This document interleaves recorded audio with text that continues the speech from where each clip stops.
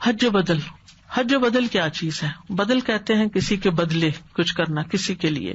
اگر کوئی شخص صاحب استطاعت ہو لیکن بوڑھا ہو، اتنا بوڑھا کہ سفر کرنے کے قابل نہ ہو، بہت کمزور ہو، بیمار ہو، مفلوج ہو، پیرالائزڈ ہو، یا دائمی مریض ہو کہ کسی حال میں سفر نہیں کر سکتا، خود حج کرنے کے قابل نہیں ہے لیکن مالدار ہے، اس پہ حج فرض ہے مال کی وجہ سے، تو ایسے شخص کو اپنا مال دے کے کسی اور سے اپنا حج کروانا جائز ہے.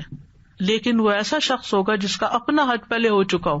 آپ یہ نہیں کر سکتے فلاں غریب انسان ہے، اس کو میں پیسے دیتا ہوں تاکہ یہ میرا حج بدل کر دے. نہیں، اگر غریب نے پہلے اپنا کیا ہوا ہے تو پھر ٹھیک ہے، آپ اسی کو دے دیں دوبارہ موقع. تو اس طرح اس معذور شخص کا حج بدل ہو جائے گا، یعنی فریضہ ادا ہو جائے گا. ابن عباس کہتے ہیں قبیلہ جہینہ کی ایک عورت نبی صلی اللہ علیہ وسلم کی خدمت میں حاضر ہوئی اور کہا کہ میری والدہ نے حج کی نظر مانی تھی لیکن وہ حج نہ کر سکیں. یہ نظر والا حج ہے، فرض والا نہیں ہے. نظر بھی فرض ہو جاتی ہے کیونکہ آپ نے اپنے اوپر خود لازم کیا. تو نظر مانی ہوئی تھی لیکن جا نہیں سکیں، تو کیا میں ان کی طرف سے حج کر سکتی ہوں؟ آپ نے فرمایا کہ ہاں، ان کی طرف سے حج کرو. کیا تمہاری ماں پر قرض ہوتا تو تم اسے ادا نہ کرتی؟ اللہ کا قرض ادا کرو. اللہ کا قرض تو اس کا سب سے زیادہ مستحق ہے کہ اسے پورا کیا جائے. تو اسی سے آپ دیکھیں کہ بعض لوگ عمرے کی نظر مان لیتے ہیں. ہوتا ہے عمرے کی نظر مان لی، بیٹا میرا حافظ ہو گیا تو میں عمرہ کروں گی، لیکن کیا ہوا، اس وقت تک کوئی بیماری آ گئی، کوئی ایسی مجبوری آ گئی کہ باقی بچے چھوٹے ہیں، ان کو چھوڑ کے نہیں نکلا جائے، کوئی وجہ، تو عمرہ بدل بھی ہو سکتا ہے. ٹھیک ہے، کیونکہ بعض لوگ پھر کہتے ہیں اب ہم نے نظر مانی تھی، اب ہم کیا کریں، نظر کیسی پوری کریں، چھوڑ ہی دیتے ہیں، نظر پوری نہیں کرتے. تو یہ بھی گناہ کا کام ہے کہ آپ نظر مانیں اور نظر پوری نہ کریں. اگر کوئی بھی طریقہ نہ ہو نظر پوری کرنے کا تو پھر قسم توڑنے کا کفارہ دینا ہوتا ہے. ٹھیک، پھر اس سے انسان نکل آتا ہے نظر سے. لیکن نظر مان کے ایسے ہی اس کو نہیں چھوڑ دینا چاہیے کہ مجبوری ہے اب نہیں پوری ہو سکتی. تو حج بدل کے کچھ خاص ضابطے، احکامات، قاعدے ہیں. پہلی بات یہ کہ کن کی طرف سے حج نہیں کیا جا سکتا، یہ یعنی حج بدل کس کا نہیں ہوتا. کسی ایسے شخص کی طرف سے حج بدل نہیں ہوگا جس میں خود حج کرنے کی طاقت ہو، جو خود جا سکتا ہو اور صرف ویسے ہی حج کی مشقت سے بچنے کے لیے کہ بہت بھاری سفر ہے میں نہیں جا سکتا، کسی کو بھیج دیتا ہوں اپنی جگہ، ایسے نہیں ہو سکتا. ابن قدامہ کہتے ہیں اس بات پر اجماع ہے کہ فرض حج کی طاقت رکھنے والے شخص کی طرف سے کوئی دوسرا حج نہیں کر سکتا. ابن منذر کہتے ہیں جس پر حج فرض ہو اور اس کے ادا کرنے کی طاقت بھی رکھتا ہو تو اس کی طرف سے کیا جانے والا حج کفایت نہیں کرے گا. اسی طرح مجنون کی طرف سے بھی نہیں ادا ہوگا کیونکہ اس کے افاقے کی امید کی جا سکتی، ہو سکتا ہے کسی وقت ٹھیک ہو جائے. تو جب تک وہ مجنون ہے اس پر قلم ساکت ہے، ابھی اس پہ حج فرض ہی نہیں ہے ایک طرح سے. جب وہ ٹھیک ہوگا تو پھر حج کر لے گا، نہیں ہوا تو کوئی بات نہیں. قیدی کی طرف سے حج بدل نہیں کیا جا سکتا کیونکہ امید ہے وہ قید سے باہر آ جائے. فقیر کی طرف سے بھی حج بدل نہیں کیا جا سکتا کہ میری بہن بہت غریب ہے وہ نہیں کر سکتی تو میرے پاس پیسے ہیں میں اس کے لیے حج کر دوں، یہ نہیں ہو سکتا کیونکہ وہ کل کو غنی ہوگی، صاحب استطاعت ہوگی تو خود کر سکتی. یعنی جہاں پاسبلٹی ہو کہ اس شخص کے حالات بدل سکتے ہیں تو جب اس کے حالات بدلیں گے، جب وہ صاحب استطاعت ہوگا تو وہ چلا جائے گا. محض مالی حیثیت کے ہونے کی وجہ سے وہ کسی اور سے حج نہیں کروائے گا. ٹھیک، اب کن لوگوں کی طرف سے حج کیا جائے گا؟ ایسے بیمار جن کے صحت یاب ہونے کی امید ہی نہ ہو، کبھی ٹھیک نہیں ہو سکتے، یا پھر بدنی طور پر عاجز ہو، یا میت کی طرف سے حج بدل ہوگا جو دنیا سے جا چکا.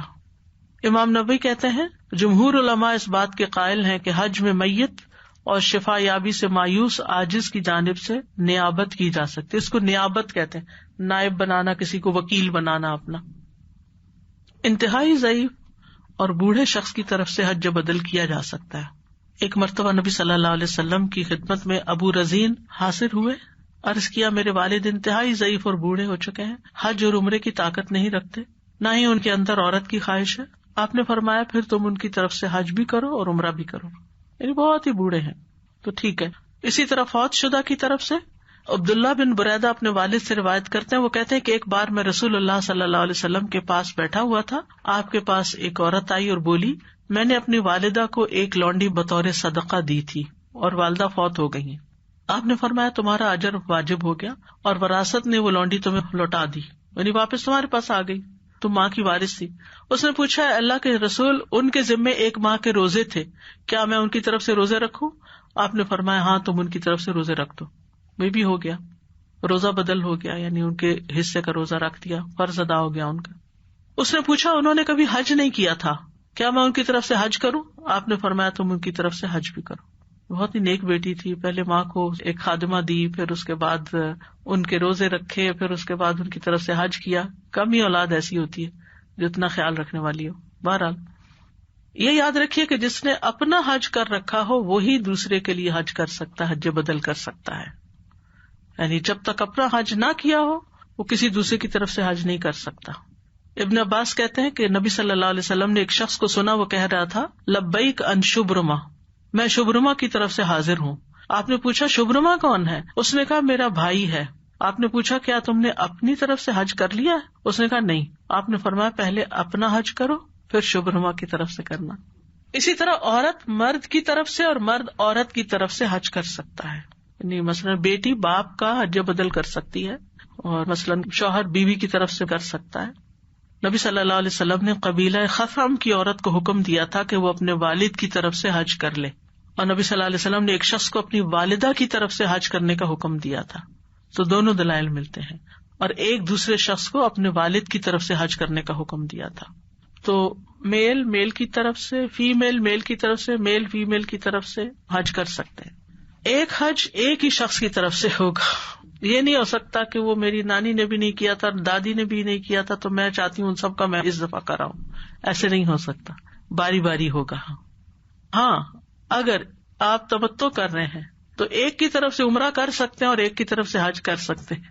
یعنی دونوں چیزیں ایک کی طرف سے کرنے کی بجائے ایک کی طرف سے ایک کی طرف سے ایک ہو سکتا ہے، بشرطے کہ اس نے اپنا پہلا حج یا عمرہ کیا ہوا ہو. پھر اسی طرح یہ کہ حج بدل احسان کی نیت کے ساتھ کیا جائے، کسی کے ساتھ نیکی کرتے ہوئے کیا جائے. اس کا مقصد کسی سے مال بٹورنا نہ ہو، کرائے کا حج نہ ہو کہ یہ مجھے حج کا پیسہ بھی تو اتنا اوپر دے کیونکہ میں اس کا حج کر رہا ہوں. یہ نہیں ہونا چاہیے. یعنی اس کی قیمت وصول نہیں کرنی چاہیے کسی کی طرف سے حج بدل کرنے کی. ابن تیمیہ کہتے ہیں جس نے صرف اس لیے حج کیا کہ کھانے پینے کو مل جائے گا اس کے لیے آخرت میں کچھ نہیں، اور جو اس لیے رقم لیتا تاکہ حج کر سکے تو اس میں کوئی حرج نہیں. اس لیے نیابت کے لیے رقم وصول کرتے ہوئے نیت یہ ہو کہ یہ رقم اس کے لیے حج کے دوران مددگار ہوگی، جیسے سواری کے لیے یا حج کے دوران کچھ کھانے پینے کے لیے، جو اس کا وہاں رہنے کا خرچہ ہے، سواری کا خرچہ ہے، قربانی کا خرچہ ہے، تو وہ تو لے سکتا ہے. لیکن اس سے زائد لینا عوض کے طور پہ، اجرت کے طور پر، یہ جائز نہیں ہے. بس اتنا ہی لے جتنا اس کا ایکسپینس ہے، اور پھر اخلاص کے ساتھ اس رقم کو قبول کرنا چاہیے، نہ کہ لالچ کے ساتھ. پھر اسی طرح یہ ہے کہ اگر کوئی صاحب استطاعت مسلمان فوت ہو جائے تو اس کا مال تقسیم ہونے سے پہلے اس کے مال میں سے اس کے لیے حج کیا جا سکتا ہے. یعنی وارث جو ہیں حصہ لینے سے پہلے اس کی طرف سے حج کر لیں تو یہ بھی درست ہوگا، کیونکہ یہ قرض ہے نا ایک. یہ بھی بعض علماء کہتے ہیں کہ جب کوئی مسلمان فوت ہو جائے اور وجوب حج کی شرائط مکمل ہونے کے باوجود فریضہ حج ادا نہ کر سکا کسی وجہ سے، تو اس کی طرف سے اس کے مال میں سے حج کرنا ضروری ہے، چاہے اس نے حج کی وصیت کی ہو یا نہ کی ہو. چنانچہ اگر اس کی طرف سے کوئی ایسا شخص حج کر دیتا ہے جس کا حج کرنا درست ہو اور اس نے اپنا حج پہلے کر رکھا ہو تو میت کی طرف سے اس کا حج کرنا درست ہوگا اور میت سے فرض کی ادائیگی کے لیے کافی ہوگا.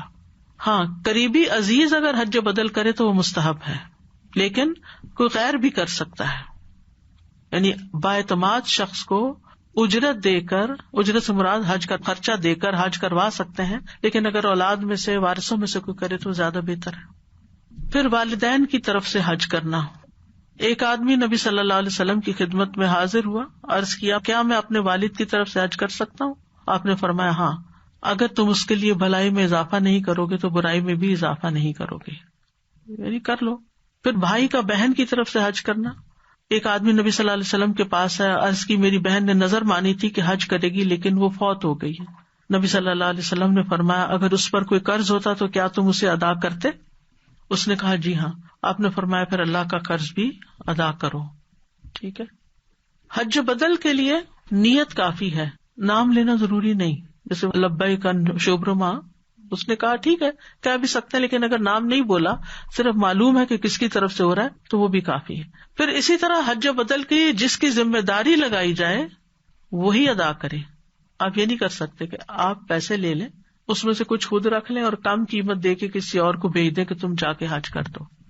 بعض لوگ کیا کرتے ہیں، لوگوں سے پیسے لے لیتے ہیں، پھر وہ مکہ یا مدینہ میں کسی اسٹوڈنٹ کو کہہ دیتے ہیں جنہوں نے پہلے اپنا حج کر رکھا ہوتا ہے کہ تم فلاں کی طرف سے حج کر دو.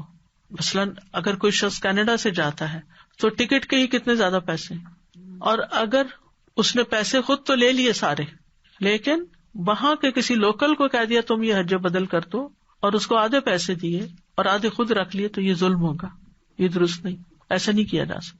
یعنی اگر وارثوں نے کسی خاص شخص کو حج کرنے کے لیے کہا کہ آپ کریں گے تو وہ اسی کو کرنا ہوگا، نہیں کر سکتا تو وہ واپس کر دے، پھر وہ آگے اس کو تھرڈ پارٹی کو نہیں دے سکتا.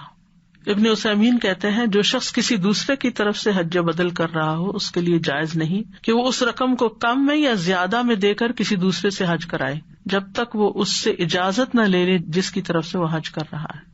یہ ہو سکتا ہے مثلاً ایک شخص حج کرنے کے لیے گیا اور عمرہ ہی کیا تھا، اس نے کوئی بیمار پڑ گیا، بیماری ایسی تھی کہ وہاں رک نہیں سکتا تھا، تو اب وہ یہ کر سکتا ہے کہ وارثوں کو بتا کے، جو کروا رہے ہیں ان کو بتا کے وہ کسی اور کے ذمہ لگا کے آ جائے، لیکن ان کو پتا ہونا چاہیے کہ کون کر رہا ہے. یعنی ایسی کسی مجبوری کی شکل میں پھر دوبارہ کمیونیکیٹ کیا جائے، لیکن اپنی طرف سے کچھ فیصلے نہیں کیے جانے چاہیے. حج بااعتماد اور امانت دار لوگوں سے کروانا چاہیے جن کو حج کرنا بھی آتا ہو، مناسک کے حج کا علم ہو، تاکہ دل مطمئن ہو کہ اس نے صحیح کام کیا. یہ نہیں کہ وہ حج کرنے چلے رہے اس کو پتہ ہی نہ ہو کہ حج کیسے کرتے ہیں. حج بدل کرنے والے کو بھی اتنا ہی ثواب ملے گا جتنا وہ جس کے لیے کر رہا ہے اس کو ملے. اللہ تعالیٰ دونوں کو ثواب دینے کی وسعت رکھتا ہے. ہاں، حج بدل کی ادائیگی کے علاوہ وہ حاجی جو اور کام کر رہا ہے، مثلا قرآن پڑھ رہا ہے اپنے لیے، نوافل پڑھ رہا ہے، کوئی اور نیکی کا کام کر رہا ہے، وہاں کسی کو پانی پلا رہا ہے، کسی کو کھلا رہا ہے، کسی کو دبا رہا ہے، یہ نیکیاں اس کی اپنی ذات کے لیے ہوں گی. یہ حج کا حصہ نہیں ہے، نہ یہ واجبات ہے، نہ یہ سنن ہے، نہ ارکان ہے. ابن عثیمین کہتے ہیں مناسک سے متعلق تمام اعمال کا ثواب اسی کو ملے گا جس نے اسے حج میں اپنا وکیل بنا کر بھیجا ہے، جبکہ اس کے علاوہ نمازوں کا اضافی اجر، نفلی طواف، قراءت قرآن کا ثواب اسی کو ملے گا جو حج کر رہا ہے. اسی طرح کیا کسی دوسرے کی طرف سے عمرہ بدل بھی کیا جا سکتا ہے؟ اگر کوئی شخص خود عمرہ کرنے پر قادر ہے تو اس کی طرف سے عمرہ نہیں کیا جائے گا. اگر کوئی شخص مالی یا جسمانی لحاظ سے استطاعت نہیں رکھتا یا اس پر حج عمرہ واجب نہیں ہوتا، اور حج عمرہ ایسے شخص کی جانب سے کیا جا سکتا ہے جو خود حج عمرہ کرنے سے عاجز ہو، اور میت کی جانب سے بھی حج عمرہ کیا جا سکتا ہے، لیکن جو زندہ ہو اس کی طرف سے نہیں. اب اس میں آپ دیکھیے، زندہ تو وہ جس کی پہلے بات ہو چکی، انتہائی بوڑھا ہے، لاغر ہے، جیسے حدیث میں آتا ہے نا کہ ایک شخص نے عرض کیا، اے اللہ کے رسول میرا باپ بوڑھا ہے، حج کی طاقت نہیں رکھتا، نہ عمرے کی طاقت رکھتا، نہ اونٹ پہ سوار ہونے کی. آپ نے فرمایا اپنے باپ کی طرف سے حج بھی کرو عمرہ بھی کرو.